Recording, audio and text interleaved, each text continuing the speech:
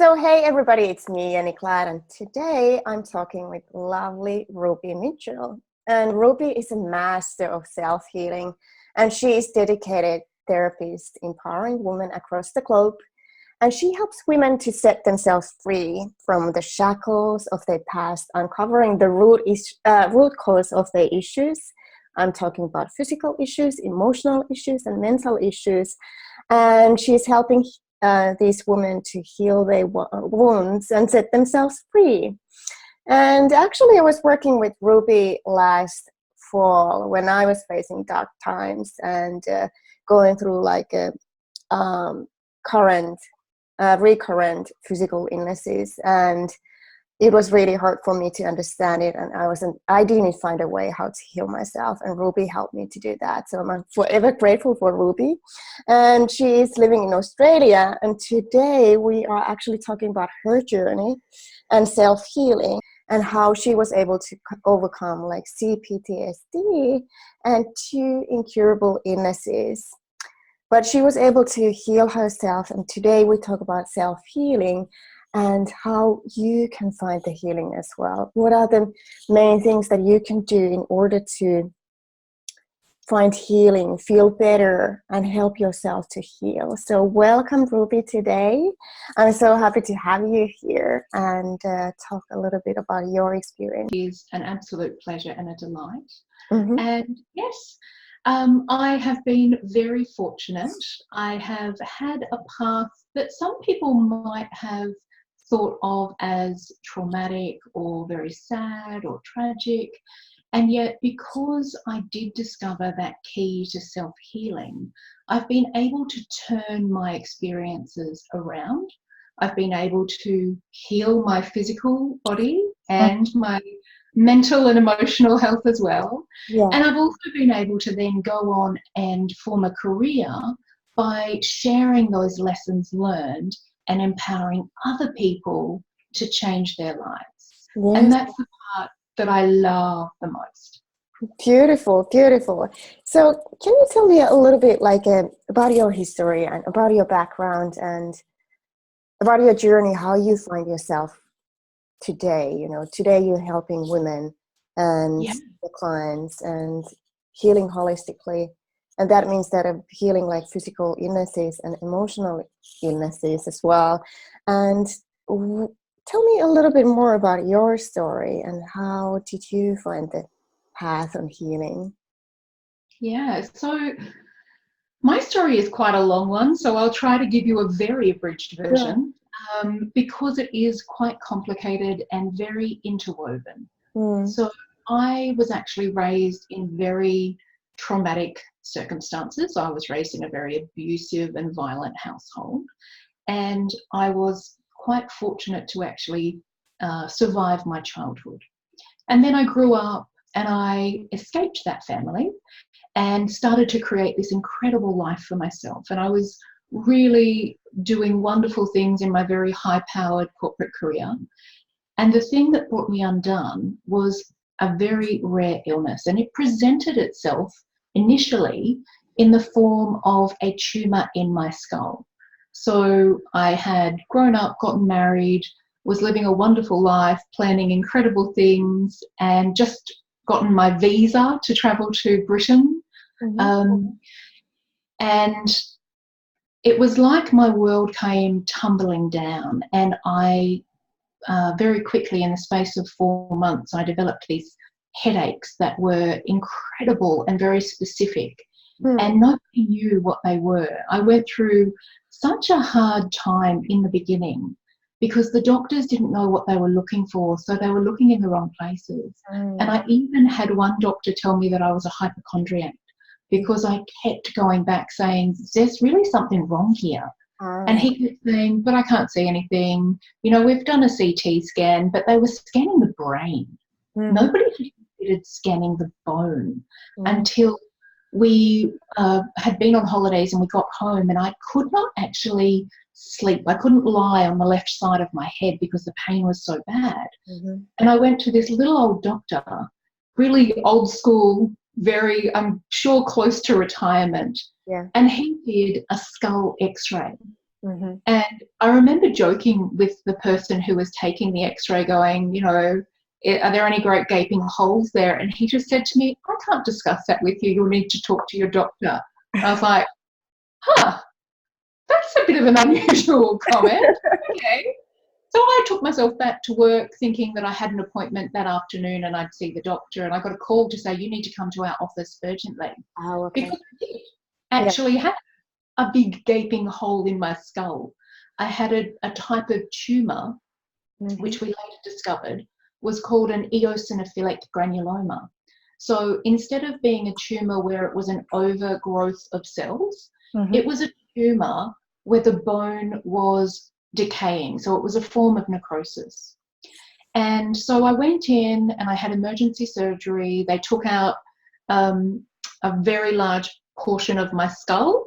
So I always wear my hair this way. You'll always see it parted this way because I have a really impressive scar that they were able to hide just behind my hairline.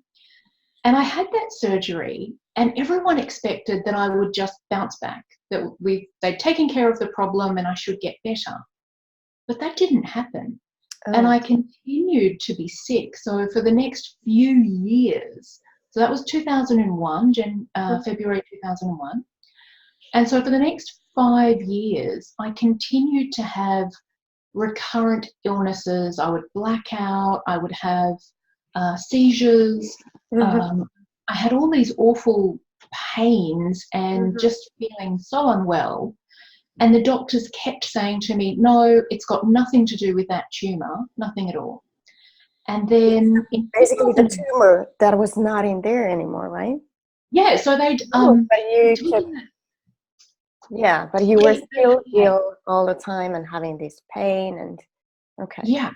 So and the other thing, sorry, that I didn't mention is when they took the tumour out, they actually said to me afterwards when I was still sick, they said that they had taken 1 centimetre further than the visibly affected tissue. So they could see the tumour was a certain size, and they'd gone a little bit further to take it give it a bit of leeway. Okay. However, when the pathology results came back, all of the tissue was affected. So there was always this idea that it could come back. Yes.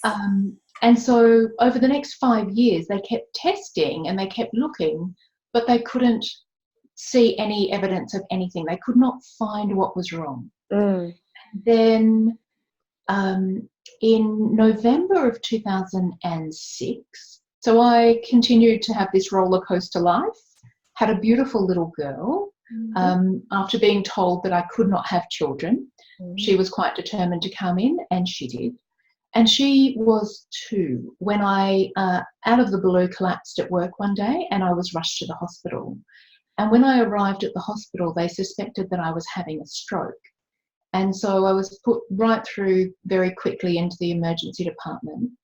And they couldn't find out, again, they could not work out what was wrong.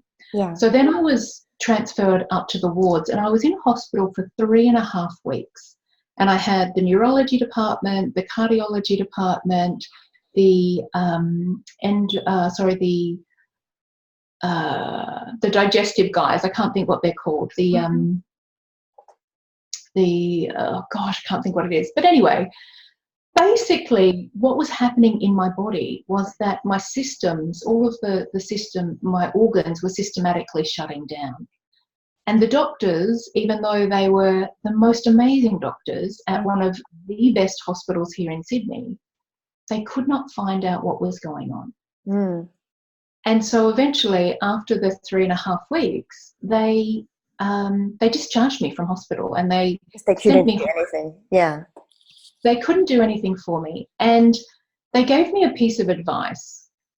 So I was really cross at this stage. I was really angry because being in hospital, I was very, very sick.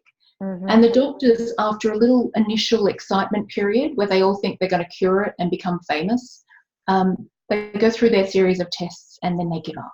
And they all say, okay, I don't know what it is. You'll have to see someone else. And I'd been through that process. And I remember sitting in the office, and my husband was with me. And it was the head neurologist at the time. And he said to me, we don't know what's happening. You are an anomaly. We've never seen anyone like you before, but we don't anticipate that you'll survive to March. So at best, you've got about 3 months.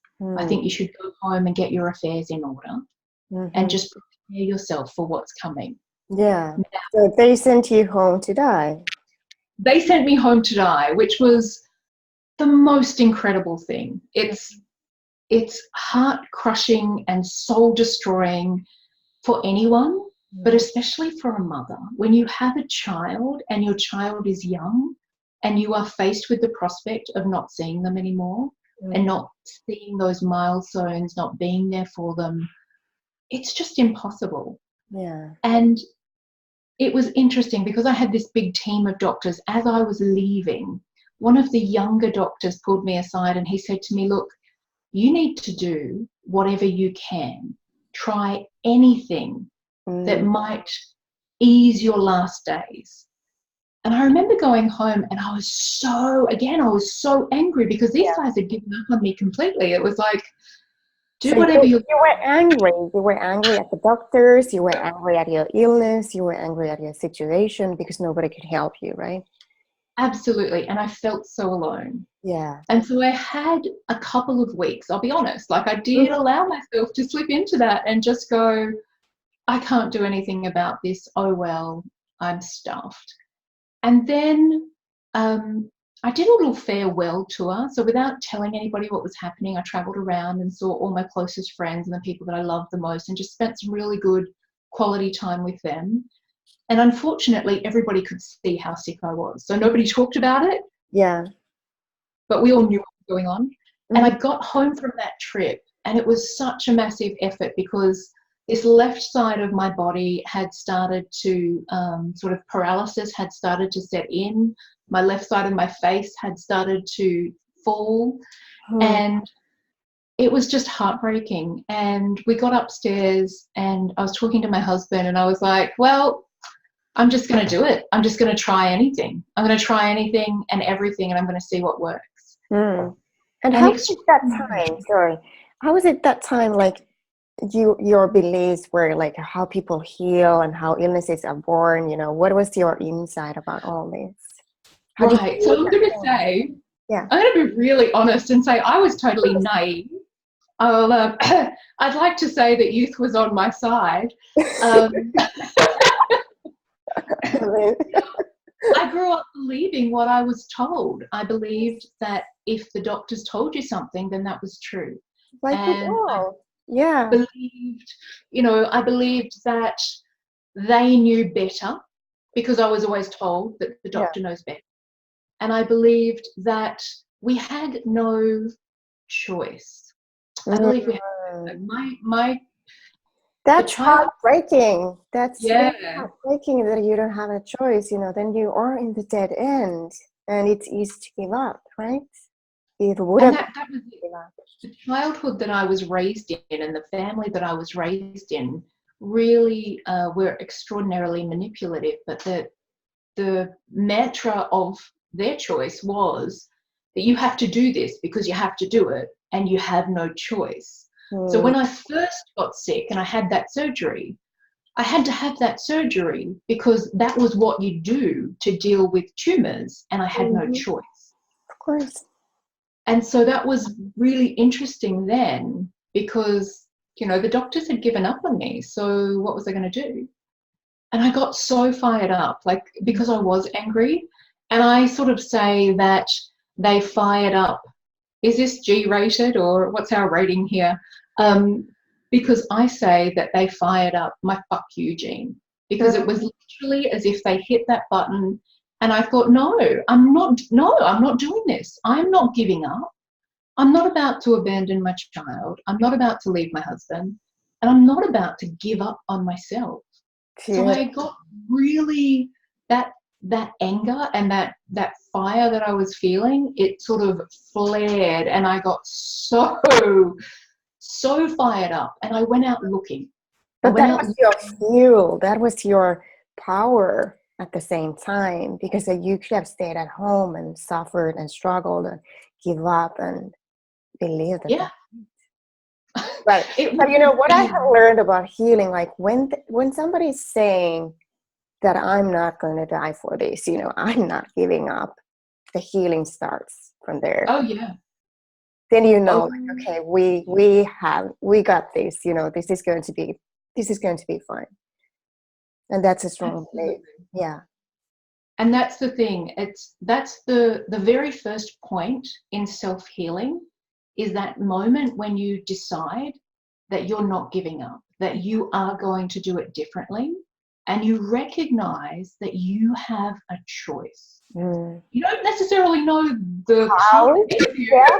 You've How got does no it happen? idea, Yes. Yeah. but you know in your soul, there's a moment that you know in your soul that you're not giving up and that you will never give up. Yeah. And that's the beginning. Beautiful. And so for me, I then went out and I found, and I'm going to be honest, I tried, good Lord, I tried everything known to man. Seriously. I tried the normal, I'd been through the conventional path. Mm-hmm. Tried the standard alternative path, so naturopath, acupuncture, um, you know, all the sort of standard alternative therapies, which are really brilliant and often work. Mm-hmm. And I went right out there. I went to like some of the more extraordinary and things that I considered at the time to be very woo-woo. You know, sound healing, vibrational healing, things that I would never have even looked at previously, Mm. because I was so, okay, let's get honest. I was really judgmental. I lived in my little corporate universe, and it Mm-hmm. was very comfortable because the rules were very very well known. You do this, this happens. You don't do that, it's not acceptable. It's Clear. acceptable. Yeah. It was very, and so when you step outside of that and you start talking about possibility and choice and stepping free from judgment, that was an extremely uncomfortable place for me. Because it was unknown, it was something new, and you need to surrender to Yes, and something that you it can't wasn't, control. you know, it wasn't proven. There weren't any. Nobody had any medical journals that I could read on any of this stuff. Yeah. There was no statistical data. It was a matter of faith. I found these things and I found inspiration. I found stories of other people who Mm. had healed themselves spontaneously. And I found so many of them. It wasn't just one thing, it was across the board, different illnesses and different afflictions. But the thing that was similar and the thing that changed for all of them was recognizing that they had a choice, that they had control in the healing journey and the path that they took, whether they chose treatment or they didn't choose treatment, whether they chose whatever it was. Mm. Once they owned that choice and that power that they had, that was the first starting point. Wow. So it was all about inspiration. In the beginning, for me, it really Yeah. was. It really was, because And it gave you hope, right? If they can yeah, well, do that, they are getting better, feeling better, and healing. there's also a little part of me that's highly competitive. Yes. So it wasn't just, okay, these guys can do it, that's fantastic. It was, well, man, if these guys can do it, I can Mm-hmm. do it.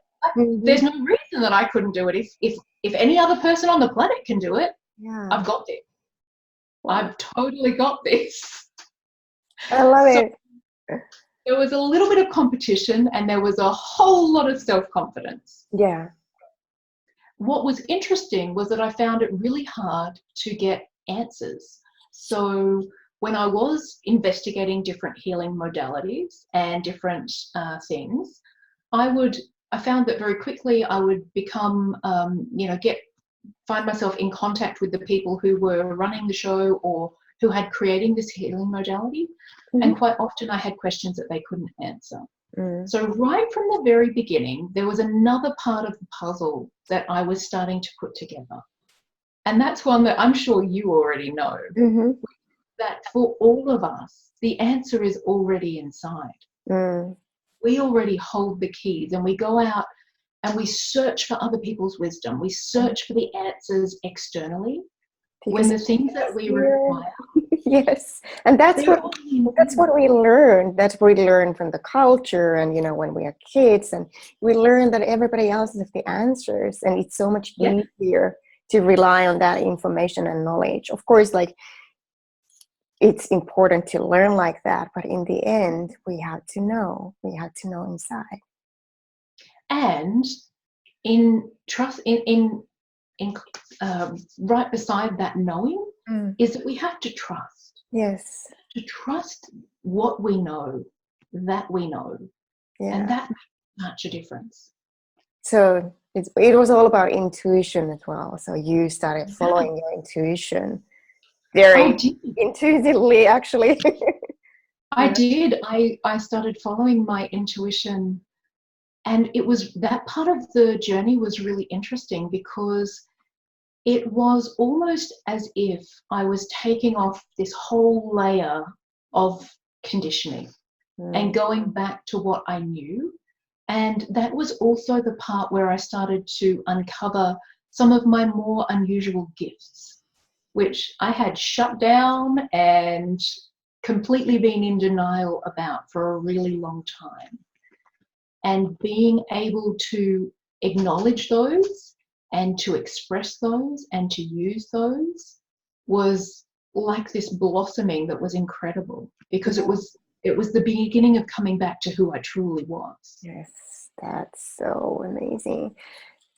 Can you tell me a little bit about those gifts? I can totally relate to that part of my own. Sure. But, it's like I would love to hear a little bit more.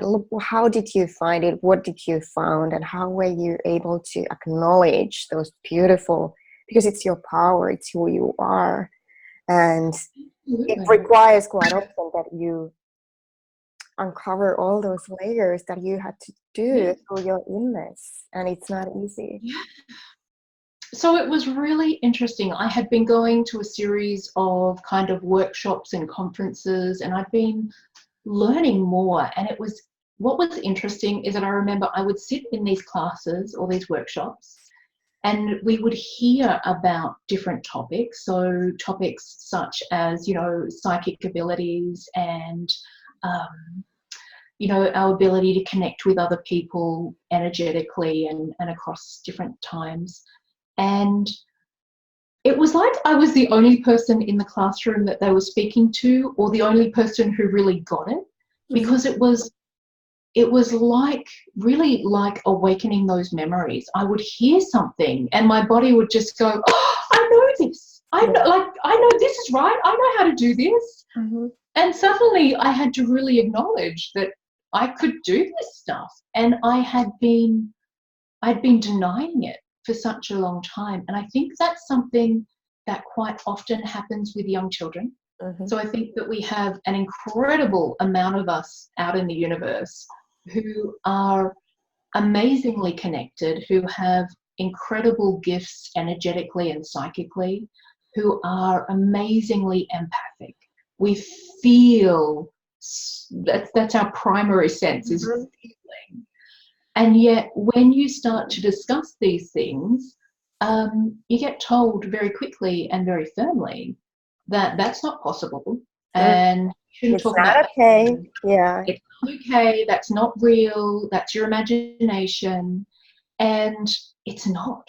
And it was really extraordinary because I now have 2 children, and having uncovered this for myself before I had my second child was amazing, Mm-hmm. because we didn't put any of those conditions on him. Yeah. And so it's been incredible to watch this little person grow and develop and see his gifts. We had this really funny incident that happened a few years ago. Christmas here in Australia is in summer, Mm-hmm. and we were invited to a Christmas Eve party. And my son was about 3.5 at the time. Yeah. And all day he kept saying, are we going to the birthday party? Are we going to the birthday party? And we kept saying to him, it's not a birthday party. It's Christmas tomorrow. This is a Christmas party. And he was adamant, no, it's a birthday party. Mm. then just as we were about to leave the house, it was stinking hot, like 30 degrees. Yeah. And he went and got his gum boots and his raincoat, and he refused to take them off. Yeah. And we were like, mate, you can't wear that. It's too hot. He's like, I need them. You're going to need yours. You should pack your umbrella. Like, it's really hot outside. But we had to drive for 45 minutes, and we got about 15 minutes out of the town where we were, and this incredible thunderstorm developed. When we arrived, we were lucky to get through to the location that we were going to because of flash flooding. So we arrived at the party. It was pouring with rain. Yeah. My son was delighted, just in the best mood because he had his gumboots and he was jumping in puddles. And we were unpacking things, and the host came over, and we were saying to her, "Oh, happy Christmas. We're so glad that we're having this party and catching up." And she said, "Well, I didn't mention it to anyone, but it's actually my 40th birthday." We're like, "Oh my God, Thomas totally knew this. He called it all the way, and we had to apologize to our little baby because he knew what we didn't know and what we couldn't know." Yeah. So it's but of really course, like, I know I can totally relate it to that as myself as well. But it's like many parents, they don't understand it. They don't understand this kind of a sensitivity. They are not connected with their own feelings and emotions. And now I feel like awareness is growing, expanding so fast, and people are really waking up. So that's beautiful to see. But but let's go back to the healing. I'm eager to hear like what happens next on your journey, on your healing journey, how you actually were able to heal, because you are here, you're well, and doing so amazingly well and being so healthy. So thank you. So I was at one of these events, and I was listening, and there was a group of people sitting in a circle, and they were all talking about different people that they knew and the healing that they'd experienced. And there was a lady sitting to my left, and she had Bell's palsy. And she had Bell's palsy. Because at the time that I met her, she was currently working as a fashion model. She was stunning and gorgeous, and there was no inclination, no evidence on her face that she ever had that condition. And I had this incredible conversation with her, and she offered to do some energy work with me, and gratefully accepted. And so she did this energy work, which was supposed to clear blockages, supposed to clear blockages in your body, and therefore that would energize you and allow you to heal. And it was incredible because I was so sick and I was in so much pain. And I remember lying on the massage table to receive this treatment and just thinking, when is it ever going to end? Because it was hard for me to be on the table. And when it finally was over, and she was such a beautiful, lovely, generous kind of alternative hippie lady, and she was very expansive, and she came up, she gave me a cuddle, and she was like, "Oh, how do you feel?" And I kind of went, "Oh, thanks. Good. Like, I don't feel any different at all, but I really appreciate you doing the work for me. Thank you so much. Here's your money. Cheers." And she was like, "Just give it time. You'll be better." I was like, "Yeah, okay, no worries, righto." And I went outside to wait for my husband. And this was in Bondi Junction, and I was sitting on the brick fence. And he was running late, and I'm not the most patient woman. And I kept looking at my watch and just going, "Oh God, he's taking forever." And I could see, I thought, I'll just walk up to the corner of the street because there was a post, and I thought I could lean against the post and I'd be okay. And again, I got to the post and I was there for a few minutes, and I kind of thought, "Oh, look, he's taking forever. Oh, I can see a bus stop. I'll walk up to the bus stop." And this continued happening. And what I didn't realise is that I actually walked all the way up to Charing Cross. And so when my husband did drive past me, he just kept going because there was nowhere in his universe that he could see that I would be there, let alone that I would, be walking on the side of the road. And so after he picked me up, I sort of went, he said to me, what the hell are you doing here? And I was like, I could walk. I could. So I kept walking. And it was amazing. And so I got very excited. That was the point that I went, oh my God, maybe this stuff really did work. Like, it's incredible. Yeah. And he was quite apprehensive.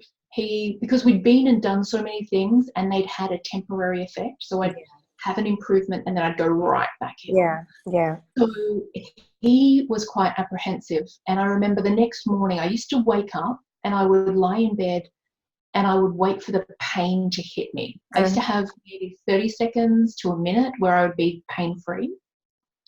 And the next morning it just didn't happen. So I got up and I was actually able to get out, and I was sitting in the lounge room. And again, husband was like, that was the next big step for me in realizing that I could do it. But then, so I had Langerhans cell histiocytosis. No, it's a big word. It's actually a recurrent form of cancer. So although I cured myself and I got over it at that hump, it was so that was the beginning, and I did really well and I moved through it quickly and I went back to work and was doing marvelous things. But then a few months later, I fell pregnant with our son, and I was so elated and absolutely certain that I was going to have this fabulous, wonderful, just easy pregnancy and birth. And unfortunately, that wasn't quite the way it played out. So he was, I think maybe 4 months into the pregnancy, and we discovered that I had another tumour, and this tumour was at the base of my skull. So the doctors were very concerned, and they wanted to do an emergency cesarean at 26 weeks. And after my son was delivered, they wanted to operate immediately on my skull. However, there was a very, very high likelihood that I would be paralysed because of the location of the tumour. Okay. So I decided that no, I was absolutely emphatically not going to do that. And again, I went out and I decided that we would do it ourselves. We knew that it was possible to do it. And now, being pregnant, I was even more invested in healing myself, in making myself well and being able to deliver this child. And so we found a way to do that. And it required me to actually train my husband in this type of energy work. Yes. So he is not an energy healer. He is not any kind of a honest person. Bless my husband, I adore him, but he is in no way a fluffy bunny. He's not interested in healing. He certainly doesn't want to hear about any of this stuff. He's very pragmatic. So he just said to me, look, I'll do it. You teach me what I need to know. You tell me how to do it. You give me instructions and we'll do it. And so for every day for 3 months, he would run energy work on me both in the mornings and in the evenings. And it was draining. It was hard on him to do it, but we knew that it had to be done. And after that sort of 3-month period, I was fine. Like, as we were doing the work, I started to feel my strength coming back. I did have some further complications with the pregnancy, but I had developed this rock solid core of confidence. I was really certain that no matter what came up, I could deal with it, and I would deal with it, and I would find a way. Yeah. And so that sort of set the tone. I delivered a beautiful, healthy baby, and that was fine. And then he was, I think he was 2. He was 2 before I got my 3rd tumour, and the 3rd tumour was behind my left ear. And by the time that one rocked around, I wasn't even interested in talking to the doctors. I knew I wasn't going to have surgery. I had scans the scans to do the diagnosis, and because of my history, we knew what it was. And at that point, I just knuckled down and got back into it. I did the work. I knew that I could heal myself. Mm-hmm. And then this pattern that happened where I would. So there was a clear pattern. It happened like every few years, and you got the tumor. Yeah. Somehow you developed the tumor in your brain, Yeah. or in your head. Yeah. So I got another tumor, and not long after, so I dealt with that tumor, and I was just getting back on my feet, and then I started to uncover some of the more traumatic aspects of my childhood. I discovered that I'd done what so many very smart people do, and I had repressed that shit. Like, of course, I had no memory of it. Yeah. I didn't know so much of what I had gone through had been required in order for me to get through it. And then that was the year that I was diagnosed with complex PTSD, because it just felt like my world fell apart. My ability to cope, my ability to get through the day, it was just horrible. I had some days where I couldn't move. I had some days where I just couldn't get out of bed. My illness and my pain flared up again. And that was the year, thank God, that they finally put all the pieces together, and I got the diagnosis of Langerhans cell histiocytosis.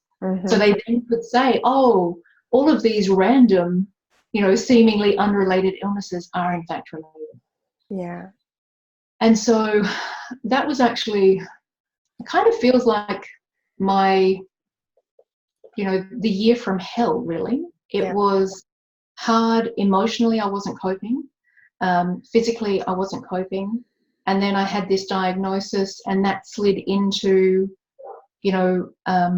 again, you're really sick, and we know what's going on now, but the high likelihood is that you're not going to survive.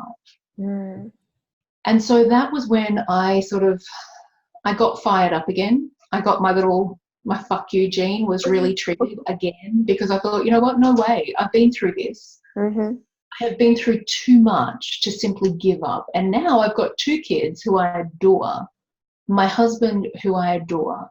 There's no way that I'm just going to bundy off and be done with it. But it was hard. It was really, really hard. And I found that as I connected with the rest of the LCH community, it actually became harder for me, because I was seeing what other people were suffering. Yes. And it was hard. This is a condition that primarily affects children. And to know what I had gone through, and to be me, and to feel other people's pain, and to know that that is occurring in small children and babies, that babies are born with this condition, it was almost too much. But getting fired up and into it, it was also the point that I went, okay, there's got to be a connection. And that's when I discovered psychoneuroimmunology. And that's that incredible connection between childhood trauma and adult onset illness. And it's incredible. And so can you tell me a little bit, like, what does it really mean? What does it really mean? Yeah, what does the term mean?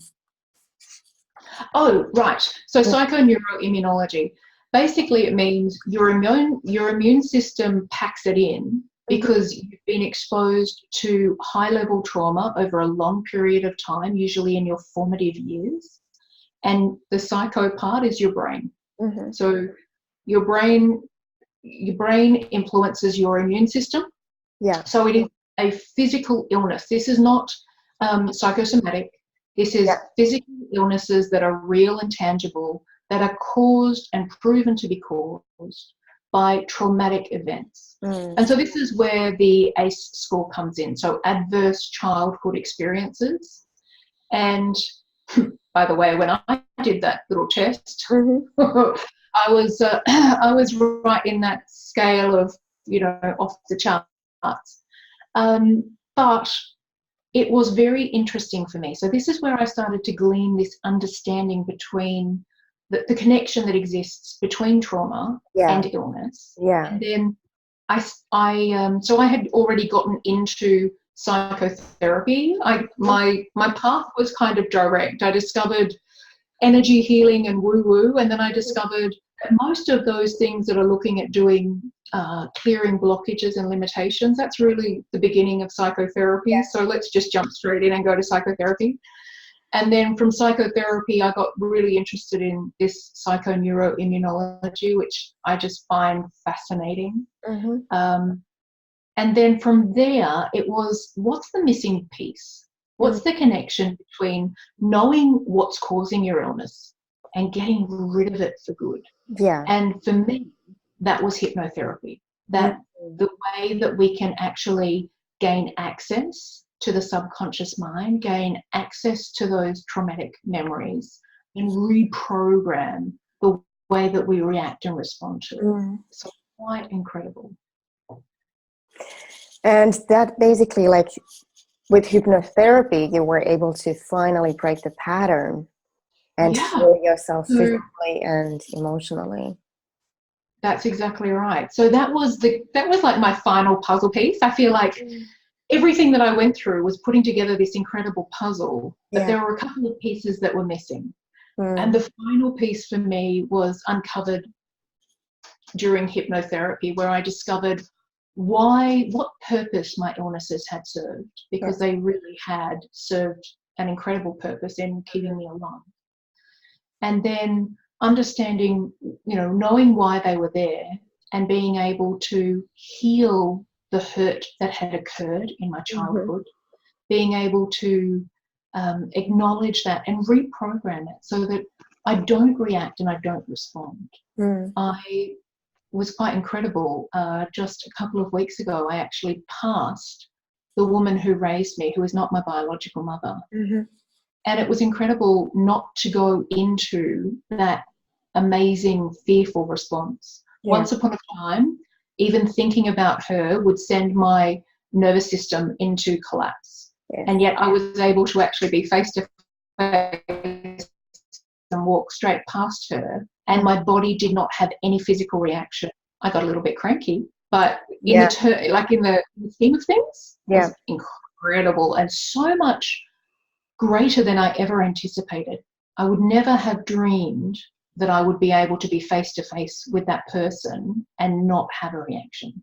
Beautiful. It was like a test for you, showing to you and how well you're doing today, showing to you like, hey, you have done. It really was that ultimate test of how far I've come and how phenomenally well I am, not just physically, but emotionally and spiritually. Yeah.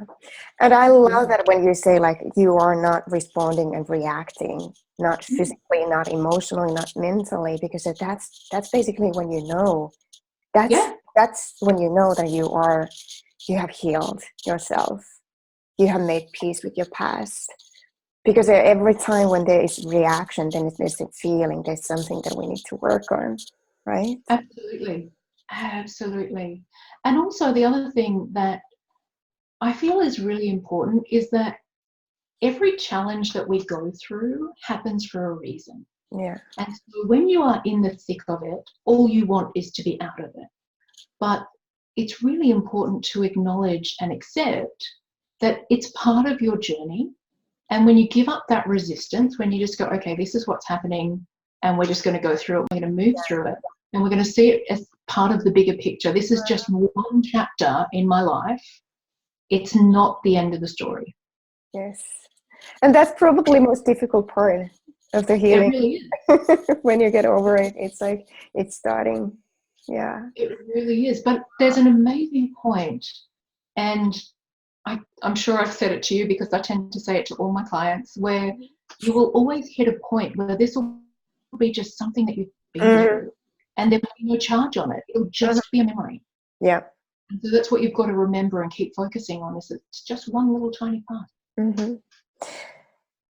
And it's so easy, it's like almost too easy to kind of forget our obstacles and challenges and the pain, because we tend to forget. But even, it's like, and it's good to forget that we don't have the emotional attachment with the past anymore. That's beautiful. but we could give ourselves like credits all the time that we have done that and we can do that. And it's so much easier to get over the obstacles and challenges when you know, hey, we have the power, we can choose, we have possibilities to heal ourselves and help ourselves to feel better. Because there's so many people out there who are owning their diseases, owning their anxiety. It hurts me to hear when people are saying, my anxiety, because I'm anxious, it's like, because I have this, I own this, I keep this. And that's of course like something that I would like to share this message with everybody. And I'm sure like you want to share that as well. Like, it's possible to heal and it's possible to find the way. But we talked about that earlier, that finding your own individual way, that was a beautiful journey, and how you kept looking and going. And even though you gave up just for some time for the pain and struggles, you got up from there and you found the spark and the anger and your G and your fuck you G. That was beautiful. It's like it's giving you the strength. I think that it's dormant in a lot of people. I think we all have it. Yeah, I think so too. We're just waiting for that trigger. And yeah. Once it happens, you're done. Like nothing will hold you back then. Yeah. So how do you keep yourself well and in balance today? There are so many things. And again, when you're in it and you're living it and you do it, you tend to forget all the things that you do. Mm-hmm. But it's really incredibly important to alleviate stress. Stress is such a disaster area for your health. Yeah. And so I do feel that my life is really beautifully balanced. I homeschool my children. I run my business from home. I support my husband. I find time for myself. We have a gorgeous spoodle puppy, and we take him for walks every day. And that for me is really important, to be out in nature. It's one of the things that I've really recognized, that I need to be in touch with the earth. I need to be out in nature every single day. I need to feel the breeze. I need to feel the sunshine. It is required, no matter what the weather. I've got to do it. Yeah. I also am really aware of the planetary cycles, and I think we, particularly as women, are so deeply connected to the moon cycles. And it's really important because you can notice the difference in mood, and also with our actual menstrual cycles. Years ago, I synced up with the moon, which is really quite interesting. But I think it's one of those areas that we don't talk about and we don't discuss, that, technology has become such a big part of our lives that we're really disconnected from some of the more natural, realistic, just things that are so ingrained within us that we need to experience and we need to acknowledge. So I do that. And then there's a whole heap of things, like I drink a ton of water. Seriously, always have water with me. And water is so incredibly important. I do get really decent sleep most of the time as well. We turn all of our Wi-Fi, our modem and Wi-Fi devices go off in the evening, so there is nothing nuking our brains when we sleep. But one of the other things that I do, and I know that we talked about it earlier, and if you're happy for me to share, I'd love to share it, because there's a whole heap of basics. When, we all have moments where you get a little bit overwhelmed, and I find I always have to go back to basics. And I still do a lot of the energetic practices that I learned way back in the beginning of my journey. Yes. And so there are two in particular that I really want to share with you. The first one is it's called Who Does That Belong To? And in general, we are incredibly empathic. There are more empaths, I believe, now than at any other time. And quite often we're walking through the world and we don't know that the pain or the discomfort that we're feeling belongs to someone else. that we are actually doing this incredible work and processing their discomfort or their pain so that they don't have to go through it. And one of the best ways to identify and to release that is a really simple question. So when I start to feel uncomfortable, or I start to feel an illness, or just a really funky mood, the first question that I ask is, who does this belong to? That simple. Who does this belong to? And if it belongs to me, nothing changes. I just feel exactly the same. But if I'm actually processing that for someone else, it's going to feel different. And that might be, it might feel a whole lot lighter when I ask that question, or it might feel even just the tiniest little bit less dense. And no matter what that reaction is or how intense it is, if there's any change whatsoever, then I know that what I'm doing and what I'm processing isn't mine. Yeah. And so then the next part of that is, because if when we're processing things for other people, most of the time we don't want to do that. So then the next part of that is just to acknowledge it and go, okay, so this isn't mine. So with intention, you can just return that to sender. So you just energetically release it and allow it to go back to the person of origin, because it's theirs. Whatever is going on, whether you were, taking their pain for them or taking their discomfort, it's actually there to deal with. So you can do that in good conscience, because you're not inflicting pain or discomfort on anyone. You're just freeing yourself from that. Yeah. And you don't have to do it either, but it's really important to acknowledge what's going on. So who would you recommend this who does that belong to exercise? It's good for healers and people who are helping. Look, you know what? I actually recommend it for every single person. Yeah. This is a sort of thing, yes, anyone who works as a therapist or a healer, or who is processing and supporting others, it's so easy to inadvertently take on other people's stuff as our own.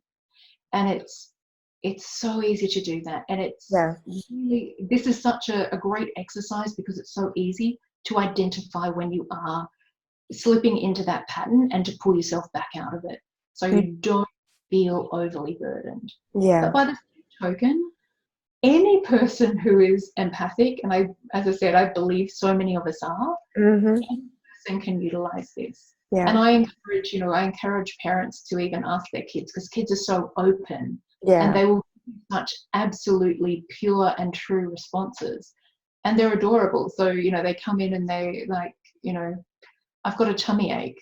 Okay, so do you have a tummy ache, or is that someone else's? Oh yeah, no, that's so and so's. Okay, well, you don't have to do that anymore. Oh, okay, great. It's really easy. I find there is so much work that we do that can easily translate to kids, because they are just so open and accepting, and there's no resistance. They don't listen to this and go, what are you talking about? They just go, oh, of course I can do that. Oh, I'll just send it back. And it's really awesome. Yeah. Beautiful. That's the one. And I would love you to share the second exercise that we have talked before that helped me amazingly on my healing journey that we worked on last fall. And because I felt so lonely, and even though I know I have my guides, I have myself supporting me, there was still a kind of a missing piece of feeling that I'm supporting myself and I am supported by myself. So thank you. Jenny is giving away the fact that I quite often share things that are somewhat personal in my sessions. So and I share them because if it resonates, like if I'm working with someone and I know that something that I've been through will really help that person, that I share. And this is the experience that I had. So when in hypnotherapy, there's an exercise that we do that's called upgrading the child. And quite often we go back, we get to actually interact with that child, we get to form a really beautiful, strong connection, and we get to give them what they need, because we, as the adult version of them, we know exactly what the child version of us the I know, and sequence. I love that exercise because I see like clients are getting really connected. But this is even more because it's like expanding that experience, because it's a Yeah, wonderful experience, like when you connect or help people connect with their inner child's first time. But I had done that, and I kind of felt I'm forgetting the yeah. connection. Oh, And yeah. this exercise helped me because I can do it anytime, anywhere, and I can support myself beautifully in that way. Brilliant. There's another component to this, and it's really exciting. So with one of my regressions, I went back to a scene where I was in the hospital, and there was a nurse who was above me, and she was holding my hand and encouraging me to fight and to stay alive and telling me that I could make it through. And I always remembered her. She was always this very faint, dim memory, but she was always there, and I didn't know who she was, other than that in my mind she was a very pretty nurse. Yeah. And she had the mask over her face, so I couldn't really see her. And then one day, which was a few months ago now, I was getting out of the shower and the light was just right and then hit the mirror, and I turned and I realized, and it still shakes me to the core when I recall it, that that nurse who was there beside me holding my hand and encouraging me, that was me.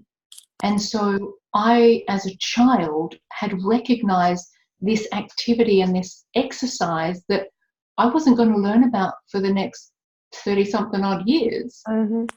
The memory was there, which proved to me that it was absolutely real. Yeah. And then I realized, hey, wait a minute. So I also have this rather fabulous guide who is a kind of sassy, very, very supportive, but somewhat brusque kind of manner.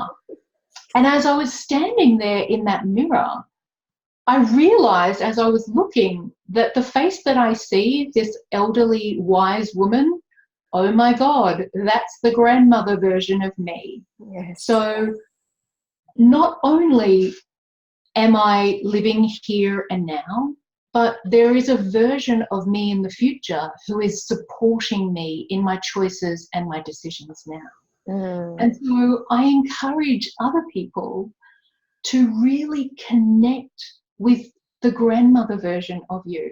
You think about in the same way that we now know what the child version of us needed, that future wise woman knows exactly the wisdom that we require. Yeah. And it's so easy. Well, I think it's really easy because I connect with I try to think of her as a medicine woman, wise Yes. woman. Now I realize it's a little old version of me, which is still great because she's super cute. Like, she's a cute little old lady.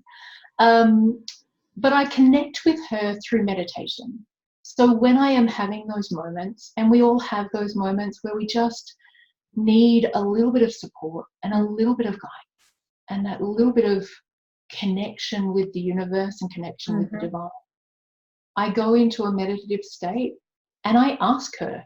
I'll create the environment for her to appear, and then I'll have those conversations with her. And Yeah. I'd love to say that she's like super supportive and wonderful, but it's me in the future. And she'll quite often like, oh, come on already, you should know. Yes. I love that because I had the similar experience, and I connect with my grandma, future self, Your grandma you know, self. quite easily. I just invite her and she's there, Yeah. and I can see her, and sort of but it's like amazing because it's not about connecting with the inner child, but I feel like it's the love, the unconditional love that we cannot feel through the other people. And Correct. for especially me, I've been looking for approval and being loved externally all my life because I didn't have that experience in my childhood in that way that I was needing it. So that is the way that I can really feel fulfilled. And that's Oh, yeah. why I wanted to share that, because it's amazing. It's really amazing. It really is. And I guess that's why in that moment, in that session, I shared it with you, Yeah. because it changed everything for me. Mm-hmm. Because there has always been a little tiny seed of doubt in the back of my mind saying, I don't know how long I've got. Yeah. And even when I've gotten healthy and well and feeling so amazing and fit, I haven't known how long I've got. But if I'm seeing a future version of myself, Oh, yes. it's the ultimate confirmation that I live a long and fabulous life. And, that's why it helps me as well, because I think like with people who have faced death and had to dealt with death, we always have this knowledge that life can end, anytime. And we can't really control that, but you have to have this hope. And I got the same kind of a feeling about like, hey, I still have like 80 decades to go. Yeah. Yeah. And tackle that fear, that little fear that occasionally comes, like about the future. So I think like, thank you so much for Absolutely. sharing that. I know it's your beautiful exercise, but I love that because it's so helpful and so wise. And thank you for sharing your amazing story. I really enjoyed our conversation and appreciate your openness. And I wish many people who watch this will feel that they have the power and they can find healing, even though it's not that dramatic, even though it's something physical or something or stress. But if there is a way and we can be helped, like your husband helped you to heal, and he's a soldier and he's not a Yeah. healer, and he was able to help you in an amazing way. And I think that's what's really important to recognize and to acknowledge, is that we can heal ourselves and we can form the people and the friendships and the support networks that we need. The Yeah. people we need show up. When we're in the right space and the right mind frame, things just fall into place. They really do. Yeah. Beautiful. And now, just really quickly before we go, there's Sure. one last exercise, because it's another one that I tend to share with everyone because it's so freaking amazing. And because everyone has moments where you just feel drained and freaking exhausted and like it's hard to get through the day. And so the one little exercise that I do, and I do it so often I don't even think about it anymore, is called a thymus pull. So the thymus is a gland, and it's here behind your collarbone, and it's located between your lungs. You're familiar with it? Yes. Yeah. And it is very active during adolescence, and then it tends to taper off as we age. But it is actually the organ or the gland that is responsible for developing disease-fighting T cells. And so there's this amazing exercise that you can do to reactivate and reinvigorate the thymus gland. And whilst it's doing that, it boosts your energy. So it's such a simple thing to do. You simply take yourself outside, slip your shoes off, connect with the earth. So bare feet on the ground, no matter what it is. It can be concrete or sand or dirt or grass or anything, but as long as your feet are on the ground, then you just draw up. You just allow yourself to relax and let your energy go down, deep down into the earth. And then you pull that earth energy, you pull that energy right up, and you feel it come into your body through your feet, and it comes right up through your body. And you actually feel it cross. So the energy comes up and it crosses through that thymus, and it comes out through your shoulders. And it's such an incredible exercise. When you do it, it instantly energizes you. Yes. And it's brilliant because you can do it anywhere at any time. So everyone who's watching, please take a moment to practice that. Please, because I need to. It's like even going out to and take your shoes off and walk outside. That's amazing exercise to feel. But even when you're in an office or you're working or you're at conference, if you can slip your shoes off and you just sit and connect your feet into the building, you can do the same thing. And you've just got to connect down and feel that earth energy and then pull it up. And as it crosses, you feel it energize that thymus gland. It's just absolutely. So it's one of my favorites. I love that. Thank you for sharing. And all the riches are coming from there. So it's like a beautiful manifestation as well. Thank you. It was so lovely to talk with you, Ruby, today. So thank you for being here, for sharing your story, sharing your light, and sharing your love, especially. So thank you. You're most welcome. Thank you so much for having me. Bye. Bye.